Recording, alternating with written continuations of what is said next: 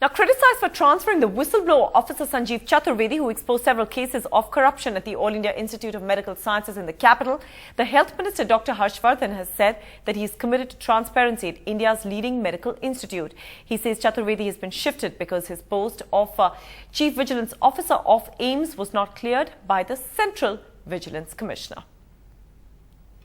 Days after AIIMS Chief Vigilance Officer Sanjeev Chaturvedi was shunted from his post, the Health Minister has placed all central hospitals, including AIIMS, under review to tackle corruption. But there's still no turning back on the decision to remove the man credited with unearthing many graft-related scams at the Premier Institute. On Friday, the Health Minister tweeted that Sanjeev Chaturvedi's name was rejected twice by the CVC. But on Saturday, there was a visible climb down when in his statement, he used the word opposed instead of outright rejection.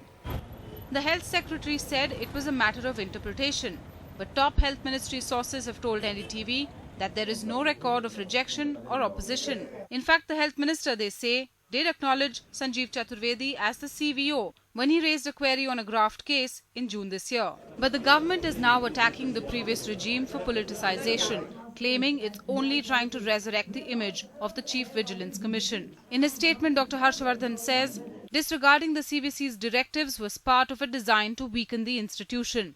In 2011, the then government had tried to demolish public faith in the CVC by appointing a tainted bureaucrat as its head. This appointment had been struck down by the Supreme Court. I therefore did my bit to restore the image of the CVC. What started off as a war of words over the removal of the Chief Vigilance Officer at AIIMS is now turning out into a full-blown political battle. In New Delhi with Hridesh Joshi, Ketki Angre for NDTV.